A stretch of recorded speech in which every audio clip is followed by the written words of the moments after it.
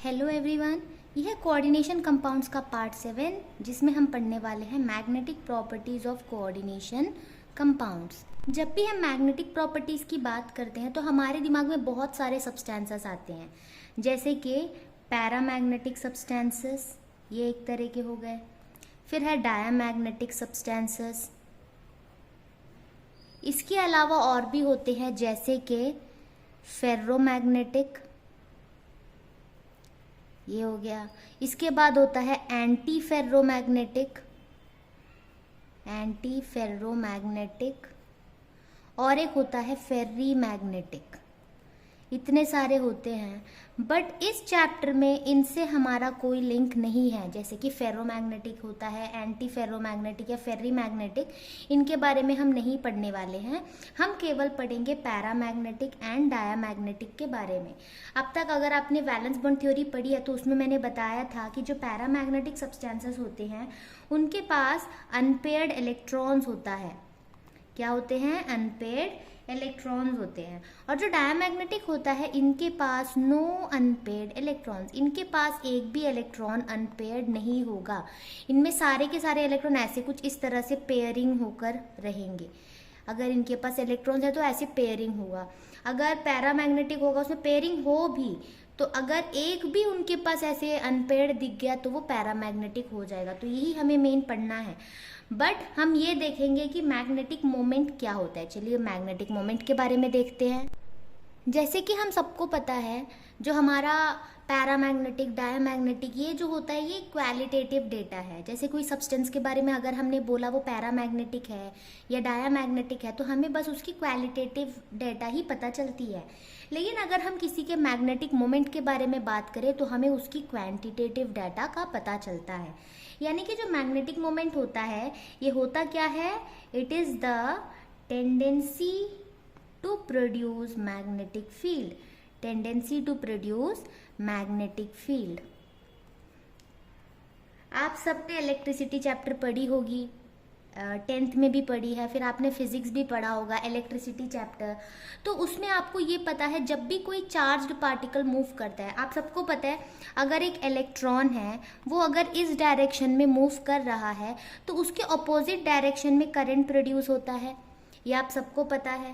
और आपने ये भी पढ़ रखा है जब करंट प्रोड्यूस होता है, अगर हमारे पास एक करंट कैरिंग कंडक्टर है, इसमें करंट फ्लो हो रहा है, तो आपने ये भी पढ़ रखा है कि इसके अराउंड कंसेंट्रिक सर्कल्स में क्या प्रोड्यूस होता है? मैग्नेटिक फील्ड प्रोड्यूस होता है ना। तो वही चीज़ से रिलेटेड है, क्योंकि हमारे पास कोई भी सब्सटेंस है, कोई भी एटम है, तो हमें पता है उसमें इलेक्ट्रॉन्स मूव करती हैं। जब इलेक्ट्रॉन मूव करता है तो उसमें एक करंट प्रोड्यूस होगा और उस वजह से उसमें मैग्नेटिक फील्ड भी प्रोड्यूस होंगी। तो वही हम देखेंगे कि कोई भी सब्सटेंस कितना मैग्नेटिक फील्ड प्रोड्यूस कर पाता है, वही उसका मैग्नेटिक मोमेंट होता है। अगर किसी सब्सटेंस का मैग्नेटिक मोमेंट वैल्यू बहुत कम है तो हम बोलेंगे वो ज़्यादा मैग्नेटिक फील्ड प्रोड्यूस नहीं कर रहा।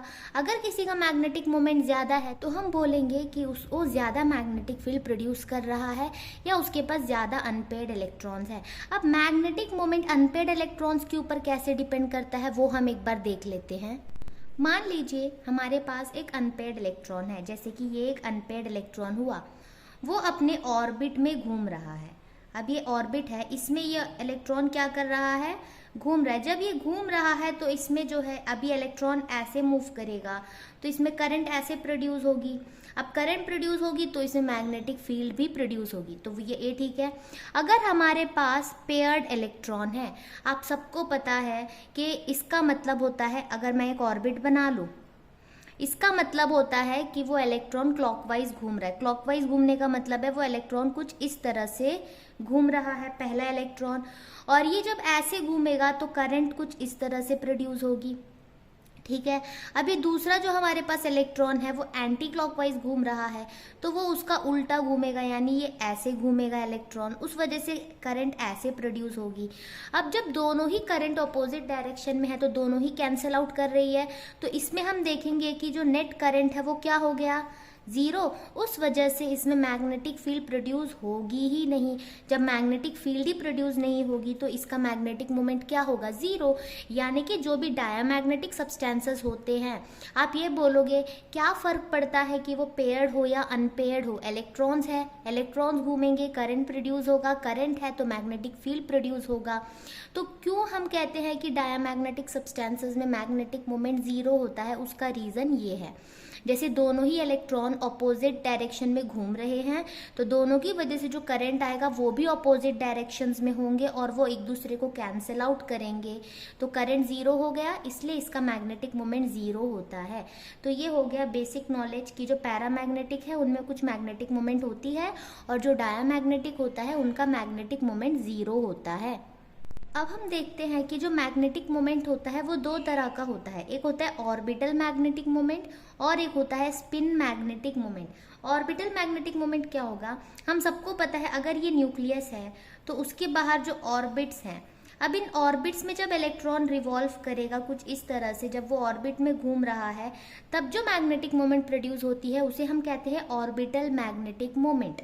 ये हो गया। अब सिमिलरली हम क्या देखेंगे, न्यूक्लियस है, ये हमारे पास ऑर्बिट्स है, बट हमें पता है इलेक्ट्रॉन्स ऑर्बिट में घूमने के साथ साथ अपनी ही पोजीशन पे ऐसे स्पिन करता रहता है। पता है आप सबको ना कि इलेक्ट्रॉन्स जो है ऑर्बिट में भी घूमता है और अपने जो जगह पे वो घूम रहा है वो ऐसे अपने जगह पर भी स्पिन करता रहता है। तो इस स्पिन की वजह से जो मैग्नेटिक मोमेंट क्रिएट होती है वो होता है स्पिन मैग्नेटिक मोमेंट, और जो ऑर्बिट में रिवॉल्व करने की वजह से जो प्रोड्यूस होता है वो होता है ऑर्बिटल मैग्नेटिक मोमेंट। जो हमारा first row of D block metal ions है, जैसे कि हमें पता है स्कैंडियम से लेकर जिंक, ये हमारा फर्स्ट ट्रांजिशन सीरीज है। तो इन एलिमेंट्स में क्या होता है, जो मैग्नेटिक मोमेंट का कंट्रीब्यूशन होता है ऑर्बिटल की वजह से ये बहुत कम होता है, यानी ऑर्बिटल कंट्रीब्यूशन इनका बहुत कम है, इसीलिए वो नेग्लिजिबल है, नहीं के बराबर है। तो हम यहाँ पर सिर्फ क्या देखेंगे, उनका स्पिन कंट्रीब्यूशन ही देखेंगे, यानी कि जिसके बारे में हम जनरली पढ़ते हैं वहाँ पर हमसे जब मैग्नेटिक मोमेंट पूछा जाए तो हम सिर्फ क्या निकालेंगे, उसे हम कहते हैं स्पिन ऑनली मैग्नेटिक मोमेंट।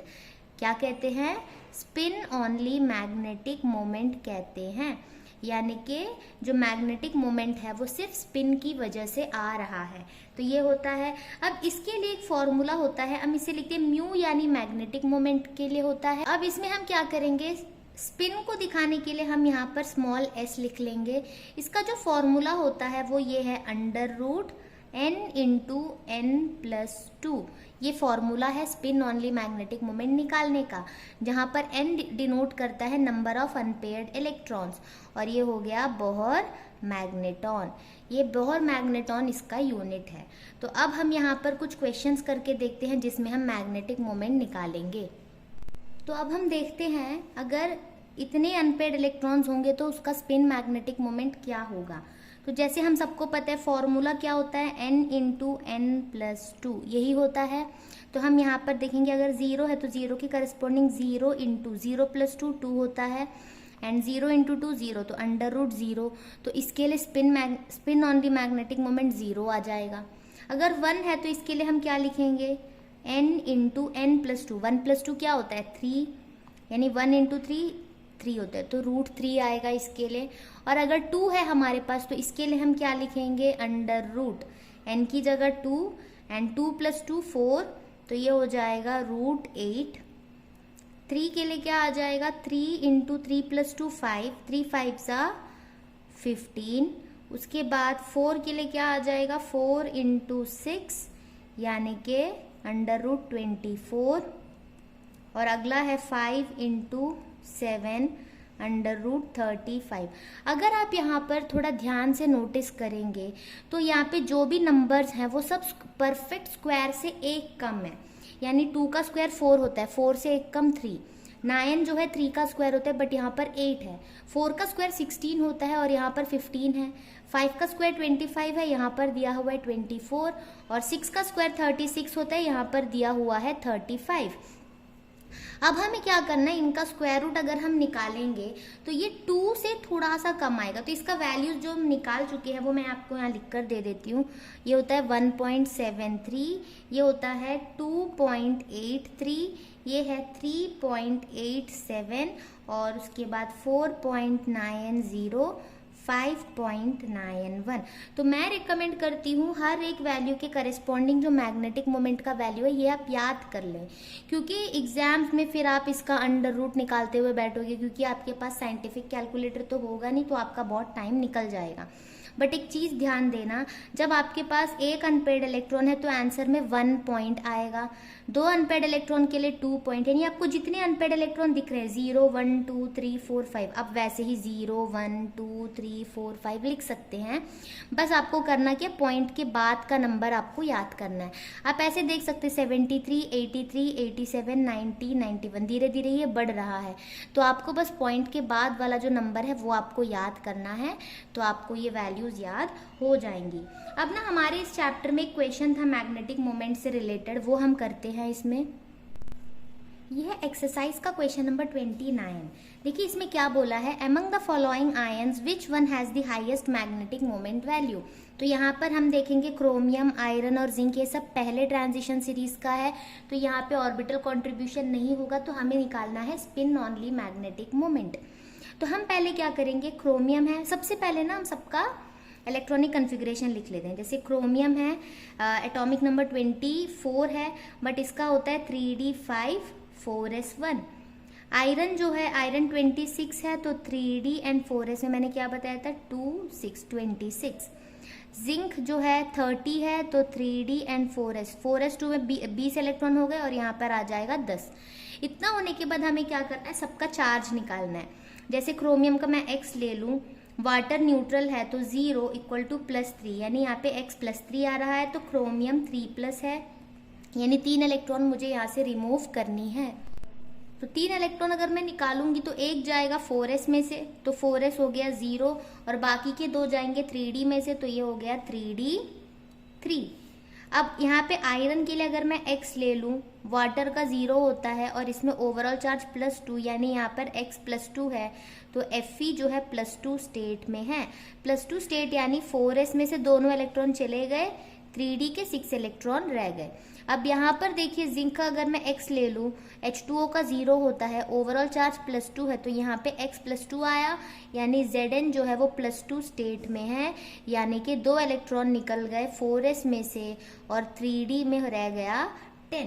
अब उसके बाद हमें क्या करना है, इसे बनाकर देखेंगे। d ऑर्बिटल है हमारे पास, उसमें 3 इलेक्ट्रॉन 1 2 3, और इसमें d ऑर्बिटल में 6 इलेक्ट्रॉन है, तो 1 2 3 4 5 एंड 6। अब यहाँ पर हम देखेंगे D10 है, तो 1 2 3 4 5 6 7 8 9 10। इतना हो जाने के बाद हम देखेंगे सब में कितने अनपेड इलेक्ट्रॉन्स हैं। इसमें है 3, इसमें कितने हैं 1 2 3 4, और इसमें है 0। और जैसे हमने पढ़ा n = 3 के लिए हमारा जो मैग्नेटिक मोमेंट होता है वो है 3.87, और 4 के लिए हमारे पास होता है मैग्नेटिक मोमेंट 4.90, और इसके लिए होता है 0, यानी कि सबसे ज़्यादा मैग्नेटिक मोमेंट किसका है, FeH2O6 2+ का। तो इसके साथ मैग्नेटिक मोमेंट वाला टॉपिक कंप्लीट होता है। Thank you.